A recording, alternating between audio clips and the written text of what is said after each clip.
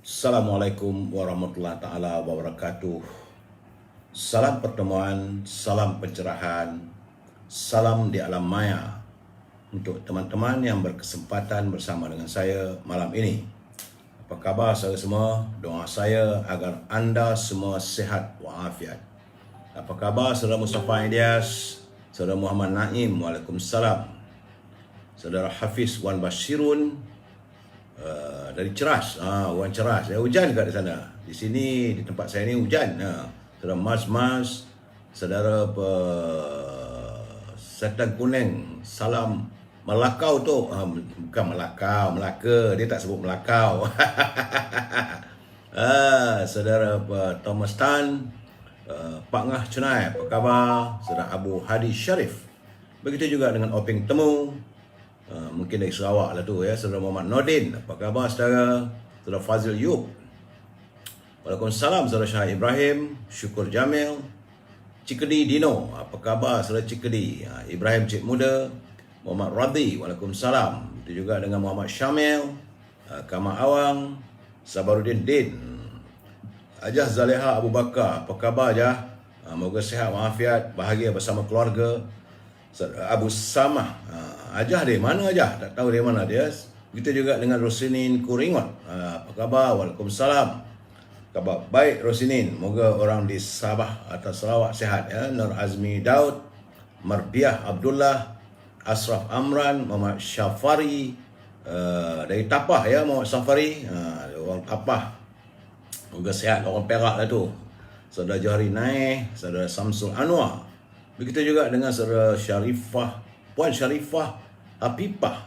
Waalaikumsalam untuk semua ya. Muhammad Rizal Long, Lily Sally QM Kuih Master, Joka Ahmad Tarmizi, Noleha Rahmat, Kamis Nadi.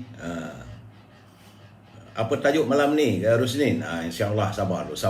Baik saudara, kepada mereka yang tak sempat saya santuni satu persatu, saya mohon maaf. Akan saya santun usai pencerahan malam ini ya. Puan Raziah Jaafar, saya harus memberi laporan juga apa yang berlaku pada negara kita. Hari ini hari Jumaat saudara, penghulu segala hari, tanggal 12 November, yang juga merupakan hari yang ke-603 negara kita dijengah oleh virus corona ataupun COVID-19. Dan laporan yang saya dapat memperlihatkan adanya peningkatan lagi. Sebab semalam daripada 6,243 dia meningkat kepada 6,323 dan hari ini 6,517 jangkitan, menjadikan angka terkumpul jangkitan keseluruhannya sudah 2,535,338 warga kita yang dijangkiti oleh virus corona. Angka kematian tidak dilaporkan, tetapi jumlahnya sekitar 29,470 orang. Itu laporan yang saya terima saudara. Dan untuk bulan ini sehingga saat ini 12 hari bulan November, jumlah terkumpul untuk bulan ini adalah 63,696. Saudara, 696. Baik saudara, itulah yang sempat saya beri laporan. Kerana lain daripada itu tidak ada daripada Kementerian Kesihatan. Tak tahulah kenapa mereka nampak gayanya sepi lah, tidak mahu melaporkan keadaan sebenarnya. Warga ingin mengetahui, tapi mereka tidak mahu beritahu. Saya tak boleh nak buat apa saudara. Baik, kita masuk sedikit, minta izin 5 minit untuk e-commerce. Jadi saudara yang punya produk, bolehlah berhubung dengan Al-Azhar 01133041 01133041 untuk membolehkan saya mewawarkan produk saya kalau saya ada produk. Dan insyaAllah besok sekitar jam 4 petang saya akan berada di Ijuk, Selangor saudara. Kalau saya berhubung dengan Al-Azhar, jangan lupa haruman Setangi Bakur. Itu wangian yang digemari oleh para malaikat dan dibenci oleh syaitan. Juga Al-Azhar ni jangan lupalah, Saudara Samsul Anwar, salam kumpulan Wan Sekolah Pekerja RM10,000. Al-Azhar juga sibuk dengan urusan wangi-wangian, haruman. Minyak wanginya memang melekat, tahan 2-3 hari lah saudara. Wangi sungguh, itu daripada Timur Tengah. Kalau dengan Azhar, jangan lupalah rendang tuk ibunya dan juga baulu berdal orang Perak. Yuk. Saudara juga boleh berhubung dengan Siti Farehah untuk mewawarkan produk saudara. Jadi Siti Farehah di talian 017 711 4300. 017 711 4300. Jangan lupa kalau dengan Siti Farehah adalah dendeng manis Siti Farehah. Bagi yang tinggal di sekitar Lembah Kelang untuk mendapatkan pengantaran buah-buahan segar bugar daripada luar negeri, kiwi, cherry, anggur, apple dan sebagainya, hubungi Syauqi 012 357 5703. Harga di bawah pasaran dan buah itu akan sampai terus ke rumah saudara. Baik, seperti biasa juga kita membantu saudara Zul. Cik Zul adalah tokoh jamu kemaman. Saudara boleh layari dia punya Facebooknya, tokoh jamu kemaman Cik Zul di talian 019 917 0449. 019 917 0449. Malam ini saya nak beri pencerahan tentang tonik mayang sari. Tonik mayang sari itu minyak rambut untuk yang diekstrak daripada buah keras. Inilah produk daripada toko jamu kemaman ni. Ia bertujuan untuk menghitamkan rambut dan mengatasi masalah uban, melebatkan dan meluruskan rambut, memberi nutrisi dan menguatkan akar rambut, merawat masalah rambut kering, bercabang, rosak dan kelumur, menggalakkan pertumbuhan dan menyuburkan rambut, mengandungi aromaterapi untuk menghilangkan stres dan ia sesuai untuk seisi keluarga. Dia tak besar mana pun saudara ni. Dia punya produknya adalah minyak tonik mayang sari saudara. Hubungi saudara Zul di talian 019 917 0449. Pakej pun senang, boleh dihantar terus ke rumah saudara. Baik saudara, usai e-commerce, kita masuk tazkirah singkat.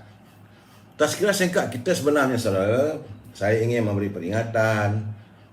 Sebenarnya sewaktu kita mengambil air sembahyang atau wudu, niatkanlah dalam hati kita. Saudara, ketika kita berkumur, jadi selalunya orang ambil sembahyang dia berkumur.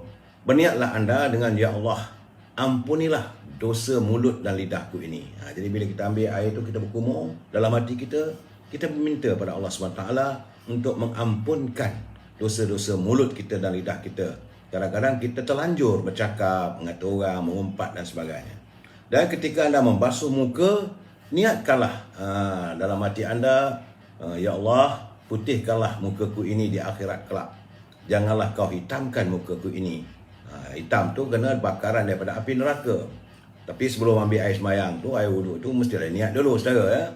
Kemudian ketika membasuh tangan kanan, berniatlah anda, ya Allah, berikanlah hisap-hisapku di tangan kananku ini. Jadi apa yang kita lakukan untuk kebaikan, ya Allah, ya Tuanku, bila di akhir zaman nanti, di akhirat nanti, berikanlah hisap itu di tangan kananku ini. Dan apabila kita basuh tangan kiri, berniatkanlah, ya Allah, janganlah kau berikan hisap-hisapku di tangan kiriku ini.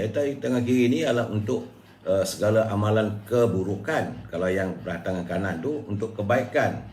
Dan ketika membasuh kepala, bila kita ambil air tu letak kat kepala kita, berniatlah, ya Allah, ya Tuanku, lindungilah daku dari terik matahari di padang mahsyar dengan arasy-Mu. Kerana menurut keyakinan kita, apabila kita berada di akhirat nanti, mentari itu sejengkal daripada kita, punya panasnya, punya teriknya. Tapi kalau kita tergolong daripada golongan ahli syurga, maka kepanasan mentari itu tak terasa. Dan ketika membasuh telinga, niatlah, ya Allah, ampunilah dosa telingaku ini. Dan telinga kita ni banyak mendengar yang bukan-bukan saudara. Dan ketika membasuh kaki kanan, niatkan juga, ya Allah, ya Tuanku, janganlah gelincirkan kakiku ini ketika aku melintasi titian siratul mustaqim. Niat, ya Allah, ya Tuanku, saat aku melintasi siratul mustaqim nanti, janganlah digelincirkan. Kerana kaki kanan itu adalah membawa pahala-pahala. Dan ketika membasuh kaki kiri, kita berniatlah, ya Allah, bawakanlah daku pergi ke masjid-masjid, surau-surau dan bukan tempat-tempat maksiat, serta ampunkanlah segala dosa-dosaku. Itu ini saya rasa jadikan itu sebagai amalan waktu kita mengambil air wuduk, saudara. Baik saudara, usai ini tazkirah pendek. Malam ini Cikgu Hibir dia tak hantar pada saya pun hari ini mutiara kata. Jadi saya mengumpul-ngumpul, saya berjumpa dengan satu mutiara kata. Katanya ialah sirih dan kapur. Sirih dan kapur tidak memungkinkan menghasilkan warna merah tanpa adanya pinang dan gambir. Jadi bila kita makan sirih, ini anak-anak muda tak tahulah, saudara. Tapi kalau ubat-ubatan Melayu tu dia ada sirih dan kapur, gambir dan pinang. Jadi ia memerlukan gambir dan pinang, barulah merah. Barulah bila kita makan sirih itu keluarlah warna merah. Jadi begitulah kehidupan ini. Tanpa penyatuan, ia tidak mungkin melahirkan bangsa yang bermartabat. Saudara, itulah yang mutiara kata kita hari ini. Baik saudara, seperti biasa, saudara Ali Jasin Abdullah pun satu hal juga, buat banyak-banyak parti. Jalan apa? Sekejap lagi kita bercakap soal politik saya. Salam impian moratorium dan pengeluaran wang kumpulan simpanan pekerja RM10,000 secara tuntas. Hari ini Parlimen tidak bersidang, Menteri Kewangan sunyi dan sepi walaupun mereka sudah pun kembali daripada Indonesia. Rakyat menanti dengan penuh debaran, masih lagi tiada pengumuman. Jadi soal moratorium tidak disebut, persoalan tentang kumpulan wang simpanan pekerja juga tidak disebut. Tapi saya harus sentiasa mengutarakan persoalan ini agar mereka di Kementerian Kewangan, mereka yang berada di pejabat yang bawah Perdana Menteri agar dapatlah keprihatinan sedikit melihat untung nasib warga bangsa kita yang tersepit dalam kehidupan. Dan hari ini ekonomi masih lagi bukan nampak mudah. Walaupun PKP telah dilonggarkan, walaupun perjalanan boleh rentas negeri, rentas daerah, tetapi tidak ada kegiatan ekonomi yang merangsangkan, saudara. Dan kita juga mengharapkan agar pimpinan negara tidak berbelanja tanpa had. Kerana kita khawatir kalau belanja tanpa had, akhirnya negara kita ni akan muflis. Baik, tajuk perbincangan kita malam ini adalah bahang kian panas. Bahangnya kian panas. Itulah saudara pun dapat meneka apa yang saya maksudkan, tentulah di negeri Melaka, saudara.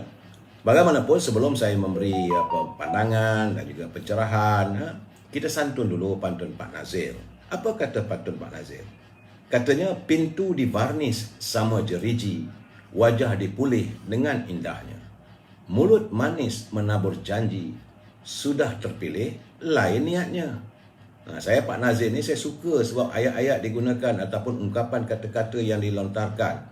Banyak perkara baru, bukan perkara lama tapi satu benda yang jarang kita dengar seperti jeriji. Jeriji itu adalah kisi-kisi macam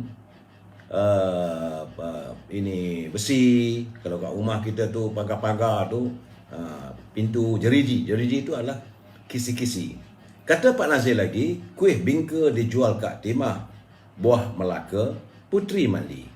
Jangan disangka rakyat tu lemah, suara mereka dipetik undi. Jadi ini Pak Nazir mengingatkan pimpinan, jangan ingat rakyat lemah. Sekarang ni macam apa yang berlaku di Melaka, bertaburan mereka mencari, berusaha untuk mendapatkan sokongan rakyat. Saudara Johasri, saudara Alias, Puan Rozani. Ini yang berlaku sekarang. Jadi jangan ingat rakyat itu lemah. Ada masanya rakyat akan memperlihatkan, menunjukkan suara rakyat adalah kuasa keramat. Bagaimanapun, terima kasih Pak Nazir atas kiriman pantun yang begitu indah. Saya juga mendapat kiriman daripada sahabat kita, saudara Nordin daripada Perak Tengah. Ini pejuang anak-anak muda ni gigih berjuang. Beliau membantu perusahaan-perusahaan anak-anak muda, sama yang sektor pertanian ataupun pembuatan. Kata saudara Nordin, indah gurindam cantik di karang, ilham tersusun tepi jendela. Nilai pendapatan semakin kurang, kos hidup naik menggila. Sebenarnya ini yang disantuni oleh beliau. Tidak dapat kita nafikan sekarang. Barang-barang masih terus naik mencacak. Menggila naiknya, saudara. Kemudian katanya lagi, pucuk ulam makanan berkhasiat, enak dimakan waktu tengah hari. Malaysia dikata negara tak sihat. doktor kontrak membawa diri. Jadi bila kata negara tak sihat lah semua, sedangkan doktor dah bawa diri dah nak balik keluar negeri. Ini gambarannya. Terima kasih saudara Nordin yang menghantar kiriman pantun yang begitu berhati pada kita. Jadi pada Pak Nazil, pada saudara Nordin, terima kasihlah kita menegur melalui pantun, saudara. Dan sikit dalam gedung ilmu kita menyentuh tentang dunia kepimpinan Melayu. Sebagaimana yang saya selalu katakan bahawa dunia kepimpinan Melayu ini penuh dengan cita warna dan warna-warni, saudara.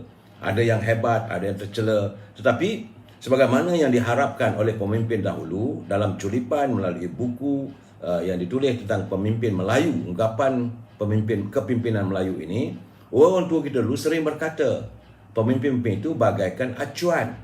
Jadi pemimpin syarak yang memegang adat. Kalau mereka memegang syarak, memegang adat, maka jadilah pemimpin yang baik. Iaitu kepada syarak ia bertumpu, kepada adat ia mengacu, kepada undang ia menyatu, kepada yang tua ia berguru. Saudara, bila saudara dengar culipan saya ini, bila saya beri pencerahan ini, sila salin saudara. Sebab ini ayat-ayat yang jarang kita temu, yang boleh kita bila kita memberi ceramah atau beri syarahan, bila kita boleh masukkan. Kita harapkan pemimpin biarlah kepada syarak ia bertumpu, kepada adat ia mengacu. Ini culipan-culipan yang begitu. Kerana kasihnya pemimpin itu tidak memilih bulu, adilnya tidak memandang suku, dan rajin bertanya, menuntut ilmu, tahu menjaga aib dan malu. Pemimpin itu mesti tahu menjaga aib dan malu. Pemimpin itu harus dijadikan pemimpin sejudu. Dijadikan orang tua, ia berilmu. Kalau kita bila dalam masyarakat, orang tua, tok tua lah, tok ketua, maka ia mestilah berilmu. Dijadikan induk, ia tahu. Jadi kalau sebagai ibu, dia kena tahu segala-galanya. Dan akhirnya negeri damai, umat berpadu. Itulah harapan pimpinan terdahulu agar lahirnya pemimpin masa depan, pemimpin hari ini yang faham tentang pemimpin, yang dikatakan pemimpin. Itu harapan dan hasrat orang tua dahulu. Kita sambung lagi malam besok, saudara, tentang gedung ilmu ini. Baik, saudara, seperti biasa, saya harus memberi peringatan. Mereka yang menyunting semula live saya ini dan dimasukkan dalam channel YouTube, maka anda harus bertanggungjawab atas setiap suntingan anda. Saya tidak bertanggungjawab, saudara. Dan begitu juga kalau anda menghantar kiriman ataupun memberi komen dan sebagainya, anda juga harus bertanggungjawab atas apa saja komen anda. Cuma harapan saya, sebab semalam saya tengok ada satu orang mencarut. Mungkin dia marahlah sebab saya tidak memuji parti dia ataupun calon-calon pilihannya. Dicarutnya saya. Ya, saya kata ini tidak elok. Ini bukan halaman kita untuk caci mencaci, maki memaki. Ini halaman saya memberi pencerahan atas pengetahuan saya. Saudara kena ingat, sebelum saudara nak mencarut, mencoretkan komen anda, berfikir terlebih dahulu. Jangan nanti akan ada diambil tindakan oleh Kementerian Komunikasi. Nak marah saya tak boleh lah. Saya tak tanggungjawab semua itu. Dan saya nak ingatkan bahawa ini adalah pencerahan politik. Tidak lebih daripada itu, sekadar pencerahan menyatakan apa yang saya dapat, apa yang saya dengar melalui pembacaan saya, supaya dapat kita berkongsi pandangan. Kalau rasa tak bersetuju, tak ada masalah. Kalau rasa bersetuju pun tak ada masalah pada saya. Cuma kalau tak bersetuju, hantarkanlah kiriman anda, apa pandangan anda. Bukannya terus carut-mencarut. Kita adalah warga cita damai, saudara. Prinsip kita dalam kita berurusan ataupun menyantuni halaman ini, kita mesti bersetuju untuk tidak bersetuju. We must agree to disagree, saudara. Dan kita adalah warga cinta damai yang menyantuni dengan bahasa-bahasa yang harmonis. Ingat, saudara. Jadi Saudara Mat Effendi tak matang tu, tak apalah. Ini mungkin anak-anak muda, bagi saya tak mengapa. Saya sebagai orang dewasa, orang tua, orang lama, saya ingin berpesan supaya akan lahir anak-anak muda yang lebih berilmu. Matlamat saya tidak supaya anda tahu, supaya anda tidak boleh dikoyokkan ataupun boleh ditipu ataupun anda boleh diselewengkan pemikiran. Sebab politik ini, saudara, dunianya terlalu luas. Dunia politik, sepengetahuan saya, sepanjang saya terlibat dalam politik ini, terlalu luas dan kadang-kadang ia tidak menentu. Tiba-tiba saja sahabat baik boleh menjadi musuh. Malahan musuh juga boleh menjadi sahabat. Ini gambarannya. Jadi jangan, saudara, tiba-tiba kita nak marah. Kalau kita nak marah, ingat macam mana pesan almarhumah ibu saya. Kalau kita benci pada seorang itu, jangan benci habis-habisan. Dan kalau kita sayang pada orang pun, jangan kita sayang berhabis-habisan. Kalau kita benci sangat-sangat, nanti satu ketika mereka boleh menjadi pujaan kita. Kalau orang yang kita kasihi, orang yang kita sayangi, hari ini mungkin satu ketika menjadi musuh. Jadi sebab itu, sederhanalah dalam kehidupan. Saudara Jo Cawi, kami benci KJ. Itu perasaan saudara. Memang ramai rakyat sekarang ni, bukankah saudara, saya pun dah masuk dos ketiga saudara. Sampai hari ni rasa lemah badan ni. Ni dos Pfizer ni, tak tahulah. Saya pun itu hari tak nak buat. Tapi anak-anak saya, dia masukkan dalam MySejahtera. Jadi terpaksalah pergi. Kalau tak pergi pula, kena denda. Itu keadaan saudara. Saudara? Baik. Hari ini adalah hari yang ke-97. Yang Amat Berhormat Datuk Seri Ismail Sabri berada di Anjung Kuasa Seri Perdana. Kita mengira hari, tinggal 3 hari lagi, jadah waktu 100 hari beliau berada di Anjung Kuasa di Seri Perdana sebagai Perdana Menteri. Jadi kita ingin bertanya, apakah kejayaan-kejayaan atau KPI yang telah terlaksana yang memberi kebaikan untuk rakyat dan negara. Sebab itu elok setara santuni ataupun buka halaman selepas saya berbicara ini masuk dalam https://2 kali tinjauan soal selidik mampu.gov.my/ms/minister. Saudara boleh dapat gambar-gambar menteri-menteri, Perdana Menteri. Nyatakanlah pandangan dan perasaan saudara. Saya rasa dalam tempoh 100 hari ini, maka banyak menteri-menteri yang perlu ditukar, yang tidak menyantuni aspirasi rakyat. Contoh, sebagai contoh, kita masih lagi terbelit dalam kehidupan sebagai pembeli atau pengguna yang terpaksa membayar harga yang terlalu tinggi. Harga barangan di pasaran melonjak-lonjak. Bukan kedira dah sekarang ni harganya. Dan sebab itu saya berjumpa dengan teman-teman yang berniaga, nasi lemak, buat restoran, sama ada buat burger pun dah mula mereka akhirnya, walaupun dah dibuka rentas negeri, rentas daerah, mereka masih lagi tak bermaya. Kerana nak cari modal pun dah tak ada. Kalau ada modal sedikit pun harga barang mahal. Bila harga barang mahal, mereka terpaksa menjual dengan harga yang mahal juga. Dalam keadaan begitu, pelanggan bertambah berkurangan. Ini gambarannya saudara. Saya menyatakan apa yang berlaku. Jadi kalau anda nak marah pada saya, marahlah. Saudara Muhammad Abidin Jelani, dalam politik yang betul boleh jadi salah dan yang salah pun boleh jadi betul. Benar. Politik begitu. Sebab itu orang kata ada setengah orang tu dia kata dalam perkiraan politik ni 2 campur 2 bukan mestinya 4. Boleh jadi tolak 4, boleh jadi 4, boleh jadi 5, boleh jadi 7. Itu dalam politik. Bertanya pada bos politik, bila ditanya 2 campur 2 berapa, jangan segera jawab 4. Kena tanya berapa yang Berhormat nak. Kalau dia kata 8, 8 lah. Itu gambarannya saudara. Dalam politiknya segala-galanya berkemungkinan. Jangan kita terperangkap dengan unjuran politik yang sebegini saudara ya. Baik.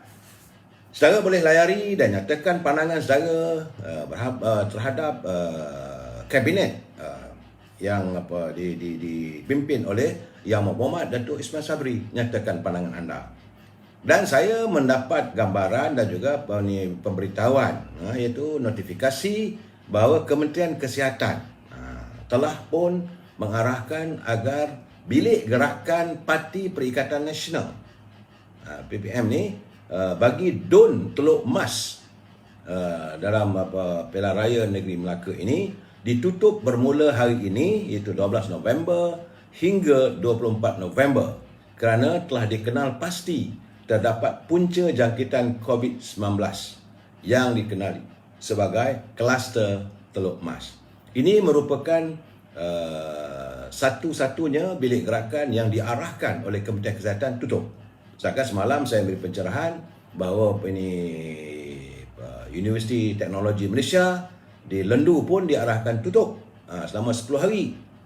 Kerana tempat-tempat tinggal pelajar-pelajar itu terdapat pelajar yang dijangkiti oleh COVID.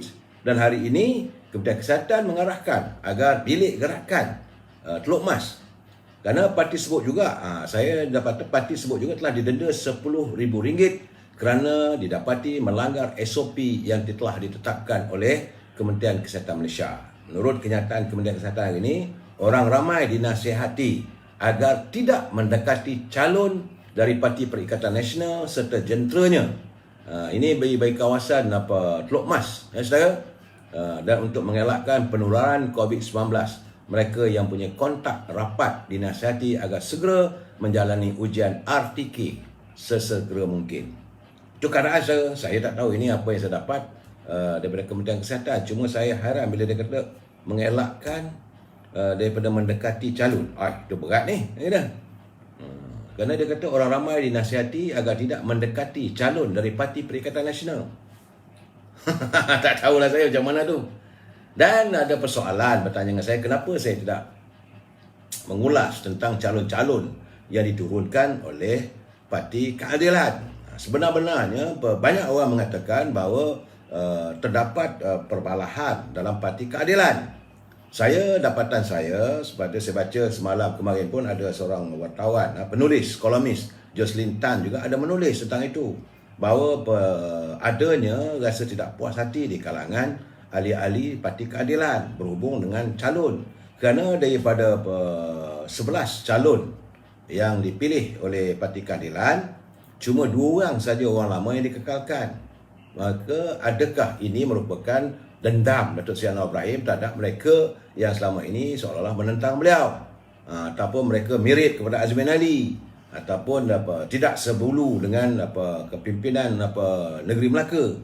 Sebab 2 orang calon daripada 11 calon PKR yang diturunkan bertanding, sementara 9 yang lain lagi itu adalah merupakan muka-muka baru. Jadi apakah persoalan kesetiaan mereka kepada kepimpinan parti? Antara yang tersingkir adalah penyandang kursi Dewan Undangan Negeri kawasan Macap Jaya, Jeannie Lim. Dalam ini keadaannya besar kemungkinan calon daripada MCA boleh mendapat kejayaan di kawasan tersebut. Saudara, sebab kabarnya warga pengundi-pengundi kawasan itu mereka senang dengan Jeannie Lim, tapi Jeannie Lim tidak diturunkan bertanding mewakili parti bersekarang ini kerana katanya dia bersekutu dengan Azmin Ali. Katanya, saya tak tahu saudara. Kemudian sedangkan Lim mempunyai pakej yang lengkap sebagai ahli politik yang bersih, cekap dan menarik. Tapi kabarnya ia telah menyusahkan Datuk Seri Anwar Ibrahim apabila tidak menyokong langkah dia adalah tidak mencalonkan Parti Keadilan tidak mencalonkan pengurusi PKR Melaka, iaitu Datuk Halim Bachi. Ini juga menimbulkan persoalan apabila Datuk Halim Bachi sebagai pengurusi PKR Negeri Melaka tidak diturunkan bertanding. Jadi Halim Bachi ini dijangka akan menjadi calon untuk Dun Paya Rumput. Sebaliknya, ia telah digantikan oleh Naib Presiden Parti Datuk Seri Samsul Iskandar. Datuk Seri Samsul dia dah jadi ahli parlimen. Kenapa diturunkan lagi bertanding? Ini persoalannya. Sebab itu saya katakan bahawa keadaan di Melaka bukanlah satu yang mudah untuk Parti Keadilan, walaupun orang kata bahawa PKR mempunyai pengaruh dan sebagainya. Dapatan saya, ini bukan suasana yang tentram bagi Parti Keadilan di negeri Melaka. Dan kabarnya bahawa Yang Berhormat Datuk Seri Anwar Ibrahim sekarang ni lebih berminat kepada anak-anak muda. Yang akan dilihat kalau mereka berjaya, mereka menang nanti, tentulah kesetiaan mereka terhadap beliau tidak akan berubah. Kerana dalam PKR juga katanya, ini katanya saya, bahawa ini puak-puak yang menyokong Rafizi juga tidak begitu tentram hubungannya. Saya melihat Parti Keadilan sekarang ni ada tiga tier, saudara. Tier 1, tier 2, tier 3. Tier 1 adalah kumpulan yang bersama dengan Datuk Seri Anwar Ibrahim sejak zaman era reformasi. Dan yang tinggal bersama dengan beliau sekarang ni terdiri daripada Saifuddin Nasution. Kemudian siapa lagi? Yang bersama-sama dengan beliau lah. Kemudian itu tier nombor 1. Tier nombor 2 adalah orang macam Datuk Samsul Iskandar, Tian Chua. Sebab orang begini dah bertambah. Sebab Lokman Adam dah meninggalkan, Hanafi Ahmad dah tinggalkan, Hamdan Taha dah tinggalkan, ya. Even for that matter, ini Izzah Makno pun dilihat masih terawang-awang. Jadi itu tier nombor 2. Dan tier nombor 3 adalah terdiri daripada anak-anak muda. yang usia mereka di bawah usia 30. Sebab itu ada calon yang usianya 21 tahun pun dicalonkan juga. Ini adalah kumpulan-kumpulan yang lebih akrab dengan Ketua Perhubungan Keadilan Perak, iaitu Farhas Salvardo. Itu gambarannya. Jadi sebab itu saya melihat agak sukar untuk calon-calon PKR mencapai kejayaan atau memenangi hati rakyat, sebab warga yang dicalonkan, muka-muka calonkan tidak begitu meyakinkan. Saya jangan marah dengan saya ini dapatan. Mungkin betul, mungkin tidak. Sebab itu Shah Kazai dia kata Tok Halim dah cakap dia akan bertanding parlimen. Betul, saudara, hati yang terluka itu akan memberi 1000 alasan, saudara. Itu keadaannya. Sebab malahan pula apabila kabarnya bila Datuk Seri Anwar Ibrahim lebih berminat kepada Adli untuk jadi ketua menteri. Ini juga membuatkan keadaan Samsul Iskandar jadi untuk apa dia bertanding kalau bukan untuk jadi ketua menteri. Jadi keadaan ini mewujudkan suasana yang tidak harmonis, tidak solid, saudara. Jadi dalam Perikatan Nasional tak usah ceritalah, memang macam-macam lagi. Tapi sebab ada orang bertanya saya kenapa saya tak mengulas tentang calon-calon yang diturunkan bertanding di Melaka, mewakili Parti Keadilan. Pertama, saya pun tak begitu kenal dengan mereka. Yang saya kenal Saudara Samsul. Dia memang orang baik. Ali seorang pejuang, seorang pemidatu, latar belakang, peguam. Yang lain-lain tu saya tak nampak. Saya tak tahulah kalau Tian Chua tu kenal lah. Tapi mereka juga menzahirkan kehairanan. Kenapa Tian Chua tidak diturunkan bertanding di Melaka? Kerana beliau merupakan anak negeri Melaka. Jadi keadaan-keadaan begini menimbulkan 1000 persoalan. Itu terpulanglah pada Datuk Seri Anwar Ibrahim untuk menjawabnya, dan rakyat Melaka memerlukan jawapan.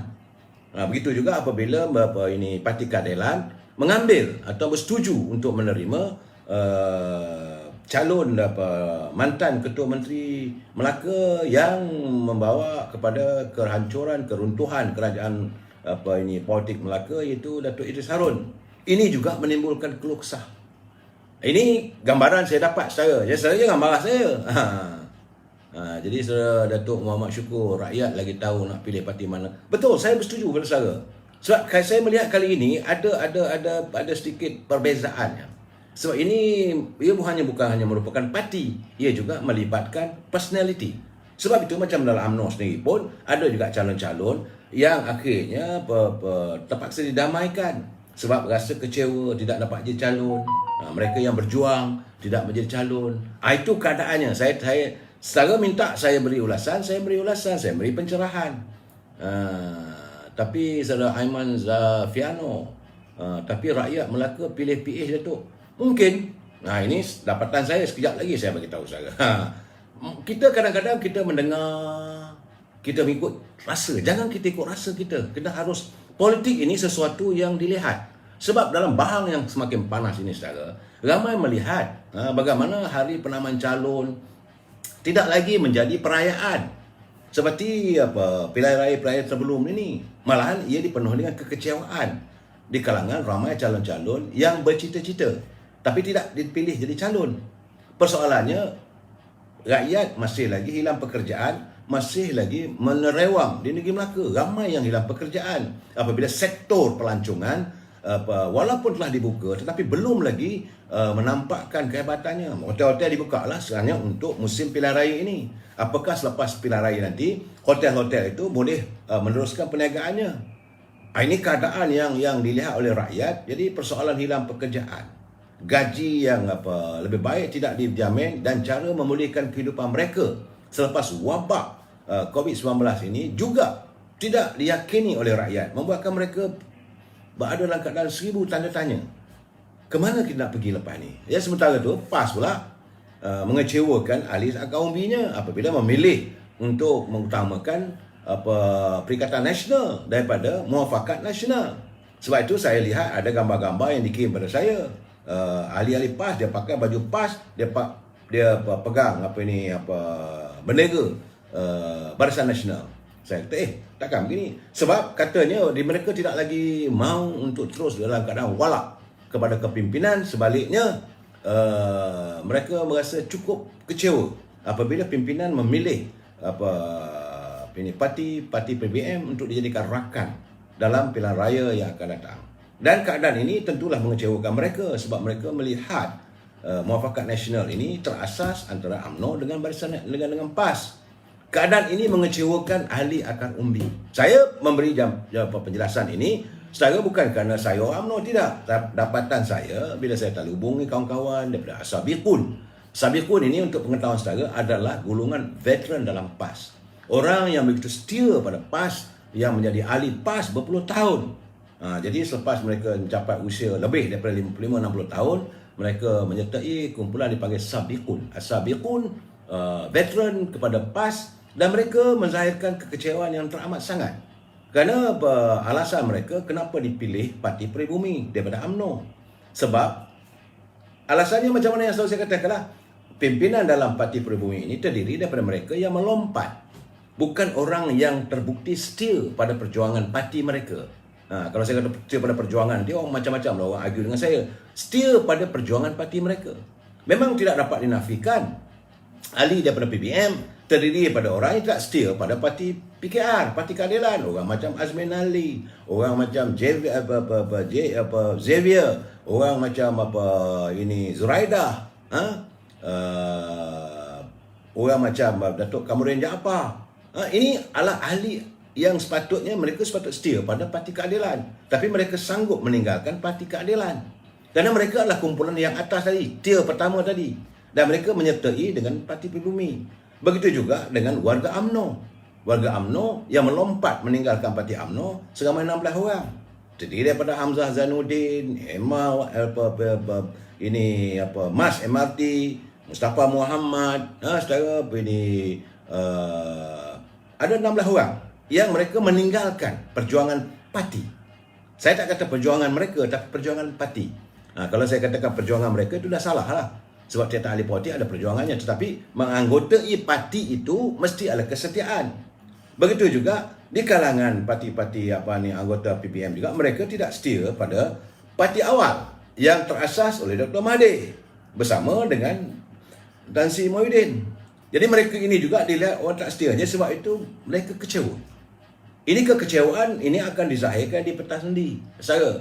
Jadi akhirnya mereka merasakan jelas kini bahawa Muafakat Nasional tidak mampu untuk dipertahankan. Saya dah cakap berkali-kali dulu bahawa Parti Muafakat Nasional sudah pun berada di hujung nafasnya untuk dikuburkan.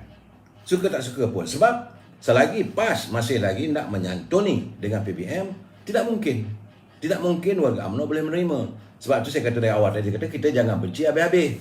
Memang tidak benci habis-habis, tetapi tidak boleh menahan pedih dan luka. Dan apabila malam tadi saya mendengar bicara yang Muhammad Tan Sri Muhyiddin, kita ingatkan dia akan melafazkan tentang manifestonya, tapi tidak dilafazkan, tidak ada manifesto. Dilontarkan sebaliknya bicara tentang bahawa dia kata kerajaan Malaysia ini, kerajaan Perikatan Nasional yang dipimpin oleh Muafakat Nasional, PBM ini telah pun melaksanakan satu kepimpinan yang jelas dan sebagainya, macam-macam lah. Tapi akhirnya orang jebik mulut. Iya ke? Betul ke apa yang Tan Sri cakap? Bukankah selepas dilihat sebagai langkah Sheraton, maka Tan Sri Muhyiddin jadi Perdana Menteri dan dilihat sebagai kerajaan yang gagal? Ini rakyat, bukan saya punya persepsi. Dan untuk UMNO nak terima PBM ni tidak mungkin kerana mereka merampas. Mereka dilihat seolah merampas kursi-kursi yang dimenangi oleh UMNO, dibawa oleh katak-katak yang melompat. Kemudian saya agak tertarik dengan curipan daripada sahabat saya daripada Kedah, saudara Zamir Ibrahim. Dia kata PBM ni macamlah Israel ni dah rampas tanah air rakyat Palestin. Dah ada rampas tanah orang Palestin ni, kemudian nak ajak warga Palestin ni berdamai. Begitulah juga PBM rampas kerusi yang dimenangi oleh calon-calon dari UMNO dalam PRU 14 melalui katak-katak yang melompat, kemudian ajak UMNO berdamai dengan PBM. Dia dah kata ada akal ke? Ini bukan saya kata, ini saudara Zamir Ibrahim dia kata. Dia mereka ni kadang-kadang lantang bercakap dan bahasa-bahasanya saya tak sampai hati lah kata begitu saudara. Tapi gambaran begitu. Kalau kita lihat di Palestin, Israel dia rampas tanah-tanah warga Palestin. Kemudian bila dah ada pemberontakan dalaman di negara Israel, ajak pula warga Palestin berdamai. Tapi mesti mereka menjadi memimpin kerajaan di negeri di negara tersebut. Begitu juga dengan PBM. Kita dah ambil 16 orang, 17 orang ahli-ahli daripada UMNO ni, jadi kata apa semua, kemudian kena ajak kami berdamai. Saya tak adalah kata soal dakat, saya kata we got road. Mana ada jalannya. Dan saya melihat sekarang ni apa yang dilafazkan oleh Yang Berhormat Presiden PAS malam tadi bersama dengan Tan Sri Muhyiddin, saya kata memang benarlah mereka akan menerjemahkan tentang bumi hangus. Bagi mereka, walaupun mereka akan mengalami kekalahan, paling penting UMNO Barisan Nasional tidak diizinkan untuk melebarkan pengaruhnya. Itu harapan mereka. Dia katanya biar kalah semua sekali kali ini. Itulah intipati ucapan mereka yang saya dengar. Saudara, bila tiba-tiba Haji Hadi dia kata dulu kita ada jajaran perikatan berubah kepada Barisan Nasional. Okey, wujudnya laman dacing. Kemudian kita wujudkan Muafakat Nasional katanya. Jadi sekarang ini jajaran baru ini perlu diwujudkan, ini buang dacing, wujud yang baru. Saya tak ambil kisah soal itu. Okeylah dia bercadangan dan sebagainya. Tetapi saya melihat apabila ada kenyataan daripada Haji Hadi, dia kata even sampai tahap kepada perlembagaan juga perlu diubah. Kenapa perlembagaan perlu diubah? Perlembagaan ini sesuatu benda yang bersifat untuk kedamaian warga kita. Saya khawatir apabila beliau menyatakan tentang perlunya ada perubahan-perubahan dalam perlembagaan yang diubah. Sebab dalam keadaan sekarang ni, saudara jangan lupa bahawa di Sabah dan Sarawak juga sudah pun menuntut agar dikaji semula tentang Perjanjian 63. Sehingga kan ada pula ahli parlimen daripada Sabah dan Sarawak menuntut. Kalau begitu keadaannya mereka seolah nak keluar daripada gabungan gagasan Malaysia. Ini saya kata bahaya. Tadi petang tadi, tengah hari tadi saya sempat solat bersama-sama dengan Yang Berhormat Tengku Razili Hamzah. Saya nak tanya sebab saya risau dalam keadaan begini. Saya tanya ada ke perlembagaan ni undang-undang negara kita ni boleh bawa keluar kita? Dia kata kalau melihat daripada segi perlembagaan apa yang dicapai, tak ada dah, dia kata. Semua negeri di bawah Malaysia ini tidak boleh untuk dibawa keluar. Itu dah termeterai, dah tak boleh dah. Dan itu semua telah terpatri. Jadi mereka boleh bercakap lah, dia kata. Tetapi untuk membawa keluar tak boleh. Sebab itu dah ada dalam perlembagaan. Dan itu sebahagian daripada undang-undang negara kita. Jadi pada teman-teman di Sabah dan Sarawak, eloklah saya menyarankan jangan kita menyuarakan isu-isu yang begini sensitif. Kerana kita warga cinta damai, kita dah hidup penuh keharmonian. Benar, adanya kadang-kadang pembahagian dari segi pembangunan tidak terlaksana sejelasnya, setuntasnya. Benar, mereka boleh berhak untuk merasa marah dan mereka harus menuntut dengan pimpinan negara melalui wakil rakyat mereka. Jadi kalau ugut nak bawa keluar ni, nasib baiklah sekarang dah tak ada ISA. Kalau tak, mereka boleh dibawa ISA. Ini yang boleh menjadi sebagai treason ataupun sebagai khianat pada negara. Kita negara yang sudah harmonis. Anak saudara saya kahwin dengan warga Sarawak. Ada pula kahwin dengan orang Sabah. Dan kita sebenarnya kadang-kadang saya tengok macam Syafiq Abdal, dia ada bercakap Sabah, isteri dia orang Kedah. Jadi apakah kataan begini diwujudkan kerana politik? Mereka memainkan sentimen. Kalau Sabah, main Sabah for Sabah. Kalau Sarawak, Sarawak for Sarawakian. Kalau daripada warga keturunan Cina, political services, orang Melayu bercakap tentang Melayunya dan menafikan kehadiran warga bangsa Cina dan India. Ini keadaan berbahaya pada negara kita. Kita dah sejak merdeka. Kitalah satu-satunya negara di dunia ini yang mampu hidup rukun dan damai, sama menjadi sebuah bangsa walaupun dari pelbagai keturunan. Ini satu benda yang paling unik. Tetapi kesan daripada pilihan raya 2018 yang 14 dulu, akhirnya pelabur-pelabur mula gusar. Mereka takut bahawa besar kemungkinan kestabilan politik tidak terjamin di negara ini, maka mereka membawa keluar pelaburan. Ini kesannya. Sebab itu apa yang disantun oleh kerajaan oleh Barisan Nasional, kita nak mewujudkan kembali kestabilan supaya pelabur datang balik. Sebab selama ini orang melihat negara Malaysia ni stabil politiknya. Walaupun kita berbagai kaum, pelbagai keturunan. Kita ada daripada kaum Melayu, kaum Cina, kaum India, begitu juga kaum Iban, Dayak, Sarawak, Sabah, orang asli, kepelbagaian kaum. Begitu indah warna-warni Malaysia ini. Kenapa harus kita jelmakan suasana yang mengakibatkan kita porak-poranda dan akhirnya pelabur lari? Ini masalah yang harus ditangani. Dan saya lihat tadi apabila yang Muhammad Mulia Tengku Razali Hamzah menyatakan kepada saya, itu kekhawatiran beliau. Ya, kerana sentimen ini dimainkan. Sedangkan kita menyantuni sekian lama. Masing-masing negeri bangunkanlah pemimpin negeri masing-masing, utamakanlah rakyat. Masalahnya pemimpin itu korup. Itu masalah paling besar yang perlu kita atasi. Ini soalnya bukan soal daripada parti-parti. Jangan kata parti ini korup. Tak boleh. Pemimpin itu. Sama ada di Sabah, sama ada di Sarawak, sama ada di Johor, sama ada di Kelantan, sama ada di Terengganu, sama ada di Perak. Di mana-mana pun. Sebelum mereka diangkat sebagai pemimpin, begitu murni perjuangan mereka. Tapi bila dah naik sebagai pemimpin, memimpin kerajaan negeri, timbul masalah-masalah sebegini. Dan akhirnya rakyat melihat, sebab itu saya marah kalau orang kata parti, jangan kita kata parti saja. Itu akhirnya. Dan sekarang ni kita bercakap tentang bumi hangus ini, saya melihat ungkapan-ungkapan Tan Sri Muhyiddin tadi, dan tadi ada pula dalam video macam marah sangat dia dengan Tan Sri Muhyiddin. Dengan Tan Sri Shariff Samad. Keluar perkataan bodoh dan sebagainya. Saya kata, yalah dulu masa dia jadi Perdana Menteri dulu memanglah dia kata orang nak kata saya bodoh, katalah dia kata. Itu jangan lupa. Jadi apakah perkataan bodoh itu mainan mulut pada Tan Sri Muhyiddin? Saya tak tahu. Sebab hari ini dalam tape tu dia kata bodoh lah saya ni kalau nak buat pilihan raya. Jangan cabar saya, kita tahulah. Ini berlaku di Johor katanya. Sebab dalam ucapannya beliau mengatakan beliau tidak berhasrat untuk menarik sokongan di Johor. Jadi saya tak tahulah macam mana dia blend ucapan dia begitu. Akhirnya Tan Sri Shariff Samad kata, kalau berani buatlah. Kalau betul-betul kamu nak tarik sokongan, tariklah. Itu kata-kata yang dilontarkan oleh Tan Sri Shariff Samad.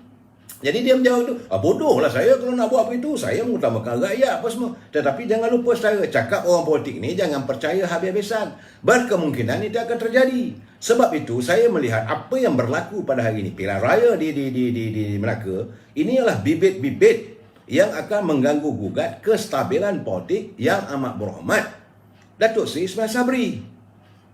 Kerana hari ini parti beliau memimpin kerajaan, dalam kerajaan beliau ada 3 parti. UMNO, PAS, PBM. Dan 3-3 ini sekarang ini dalam keadaan berantakan dalam pilihan raya negeri di Melaka. Pimpinan parti-parti, kemudian ada juga parti yang dilihat menyokong melalui perjanjian MOU antara kerajaan beliau dan Parti Pembangkang Pakatan Harapan, terdiri daripada Amanah, Keadilan dan DAP. Jadi sekarang ini bila berlaku pilihan raya di Melaka, semua ini yang dilihat seolah dalam satu kerajaan sudah berantakan satu sama lain. Sudah ada, saya dah dengar dah, sudah ada caci mencaci, sudah ada cabar mencabar. Macam Tan Sri Muhyiddin tadi dia dah cabar. Dia saya ingat saya bodoh ke, jangan buat begitu.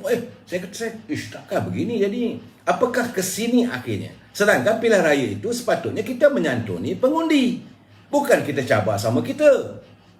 Betul, dalam pertandingan ini kita mencabar. Parti UMNO meletakkan calon, Parti PKR meletakkan calon, Parti DAP letakkan calon, Parti Amanah letakkan. Okey, tetapi bukan kita bergaduh dengan pimpinan. Tapi hari ini bila Tan Sri bergaduh dengan dilihat bergaduh dengan Tan Sri Shariff Samad, saya kata apa hal ni? Dan Tan Sri Muhyiddin tak boleh nak marah sebab kita dapat melihat, suka tak suka, bahawa kerajaan beliau sewaktu beliau memimpin kerajaan negara kita ini di bawah Kerajaan Perikatan Nasional adalah kerajaan yang gagal. Ini kena terima hakikat. Sebab itu dapatan saya bahawa kedudukan di Melaka agak sukar untuk Perikatan Nasional mendapat satu kursi pun. PAS jauh sekali. Bukan nak melampaui waktu, bukan nak mengatasi kerja Allah SWT. Tidak, saudara. Bagaimanapun saya nak bagi sebelum ini panas lagi, saya nak kenalkan sikit bahawa Suruhanjaya Pilihan Raya telah pun mengumumkan bahawa 24 pusat penggunaan awal PPA akan dibuka bagi proses pengundian awal pilihan raya negeri pada 16 November ini, 4 hari lagi. Saudara. Dan menurut Ibu Pejabat Suruhanjaya Penari, ini untuk ilmu kita, saudara, 4 Dewan Undangan Negeri tidak terbabit dalam proses pengundian awal. Ada Dewan Undangan Negeri yang tidak terbabit dalam proses pengundian awal. Ini adalah Dun Tanjung Bidara, Dun Pengkalan Batu, Dun Duyung dan Dun Serkam. Kerana proses pengundian awal bermula daripada 8 pagi hingga 5 petang di balai polis di setiap dun dan di kem tentera. Semua pengundi pos pula diingatkan supaya membuat penandaan pada kertas undi, mengisi dengan lengkap borang perisytiharan identiti serta segera mengembalikan kepada pegawai pengurus dun berkenaan sebelum 5 petang hari mengundi 20 November. Pengundi juga diingatkan sentiasa menjaga kerahsiaan undi mereka. SPRM mengumumkan sebanyak 7,601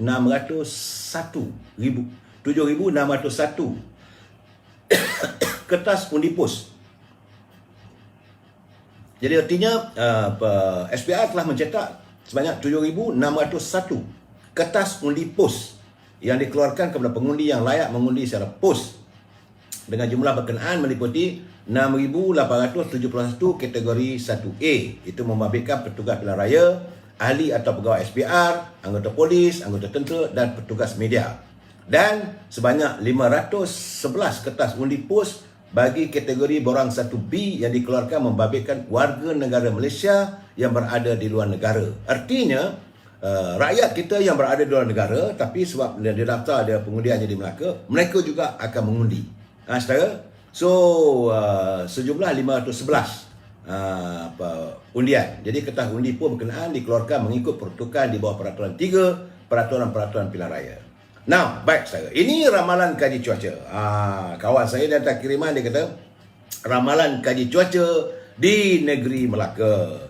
Sebab sentimen PBM sebagai parti, katanya parti kata dengan rekod kerajaan gagal sewaktu mentadbir negara, di samping pencaturan politik menabur fitnah yang tidak matang dan janji-janji manifesto Pakatan Harapan yang palsu oleh Pakatan Harapan merupakan antara punca pengundi Melaka kali ini katanya tidak bersedia memilih calon-calon dari kedua-dua parti itu. Laporan yang timbul sehingga malam ini saudara, UMNO dikatakan mendahului Pakatan Harapan. Ini setakat ini, besok tak tahu lagi saudara. Yang dapatan saya bahawa UMNO mendahului Pakatan Harapan dengan 17 kursi berbanding 11 kursi yang mampu dimiliki oleh Pakatan Harapan. Gambaran ini dikatakan sudah hampir 80% tepat katanya. Saya kata masih belum lagi, selagi belum sampai waktunya. Saya tanya kenapa, sedangkan dalam Pakatan Harapan DAP ada 8 ke 9 kursi. Dia kata bahawa DAP tidak mampu untuk mempertahankan. Rupanya di Melaka sekarang ni DAP tidak lagi mampu mempertahankan kesemua kursi yang mereka anggap sebagai fixed deposit. Kerana sekarang ini keturunan pengundi-pengundi keturunan Cina Melaka, mereka tak senang dengan kehadiran Lim Guan Eng. Dan mereka tidak mahu lagi keluarga Lim menguasai parti DAP. Bahawa artinya dalam DAP sudah ada berantakan. Jadi mereka, sebab keluarga Lim sudah berhijrah ke Pulau Pinang. Katanya, saya tak tahulah. Jadi begitu juga katanya rakyat semakin muak dengan janji yang tidak pasti. Di samping lontaran cacian terhadap kepimpinan pemimpinnya.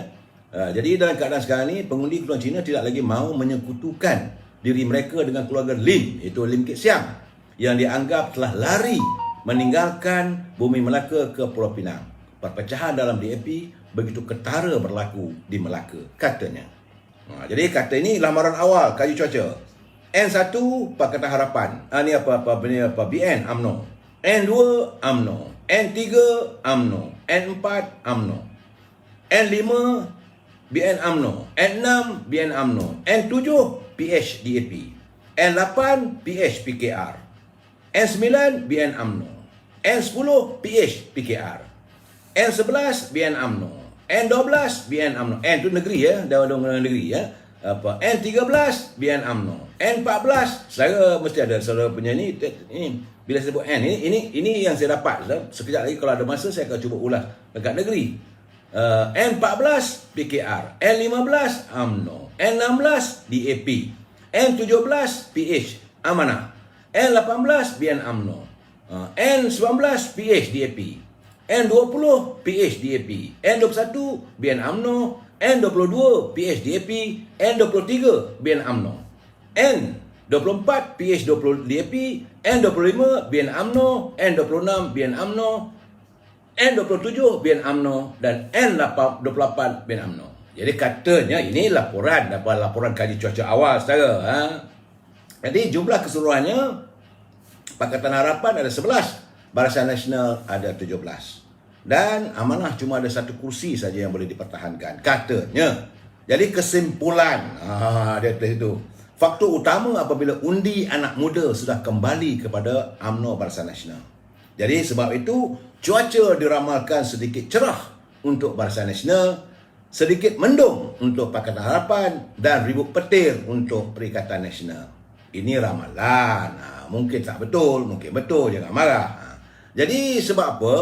Perikatan Nasional malam semalam masih lagi belum mengemukakan manifestonya. Jadi jangan, sebab memanglah dia merupakan antara gabungan dalam Pakatan Harapan dulu. Jadi mereka beranggapan mungkinlah manifesto itu bukan kitab suci. Jadi keadaannya. Jadi sekarang ini tiada manifesto dibentangkan dalam Majlis Pentas Pilihan Raya Negeri Melaka Perikatan Nasional pada malam semalam. Sebaliknya, ia menjadi medan kempen bercerita tentang berjayanya pimpinan Kerajaan Perikatan Nasional mentadbir negara. Antara perkara yang diketengahkan adalah hal berkaitan tadbir urus kerajaan. Katanya lebih telus dan teratur serta menentang penyalahgunaan kuasa, segala bentuk rasuah daripada terus bermahirela. Jadi akhirnya timbul celipan di sini, aduhai Tan Sri, macam mana pula tu, bagaimana kereta Proton boleh tukar pada Toyota Harrier? Ini isu kereta yang itu zaman Tan Sri Muhyiddin sebagai Perdana Menteri. Bagaimana ubah suai Istana di Sri Perdana? Rakyat tak lupa Tan Sri.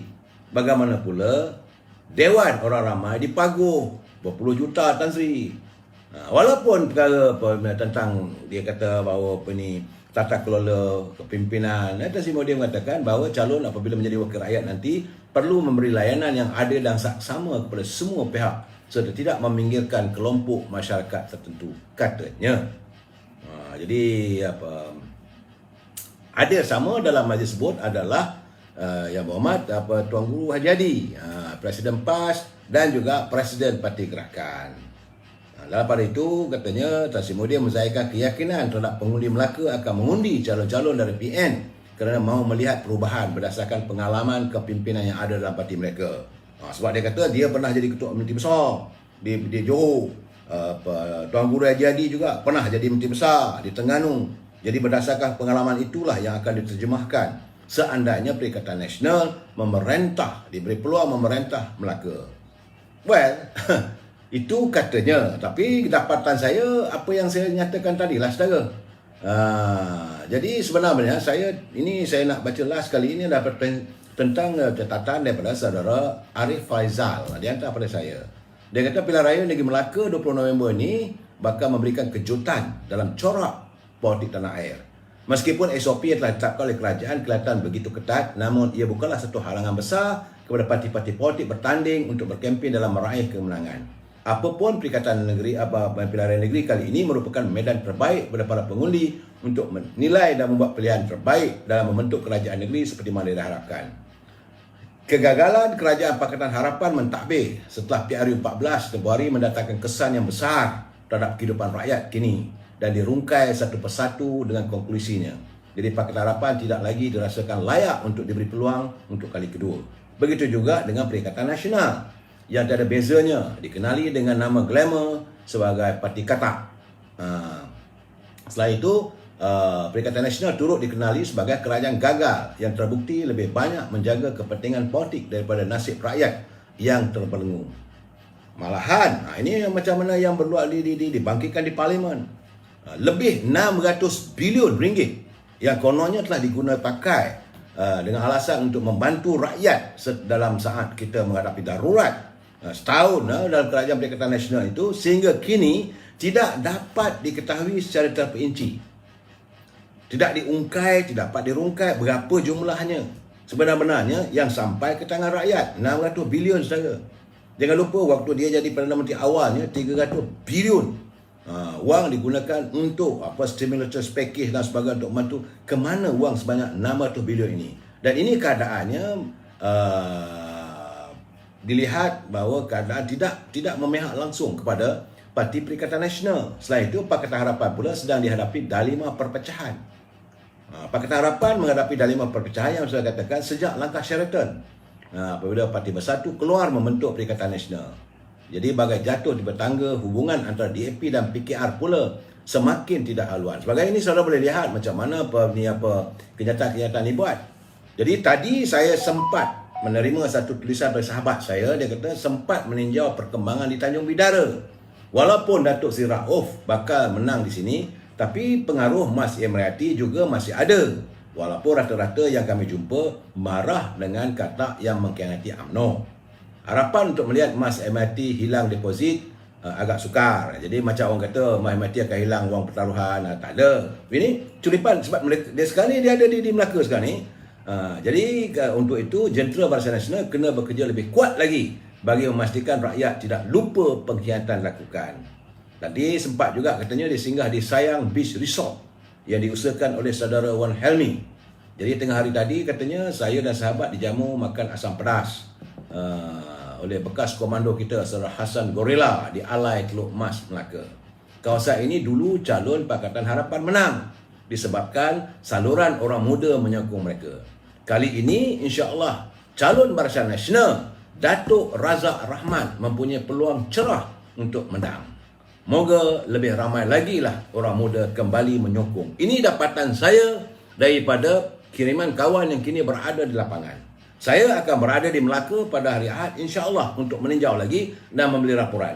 Tapi bagi teman-teman yang berkesempatan malam petang besok pukul 4 petang, jangan lupa labun secangkir kopi jam 4 petang bersama saya. Siapakah tetamu saya? Kita jumpa lagi besok. Selamat malam. Wabillahi taufiq wa hidayah. Assalamualaikum warahmatullahi taala wabarakatuh. Selamat malam.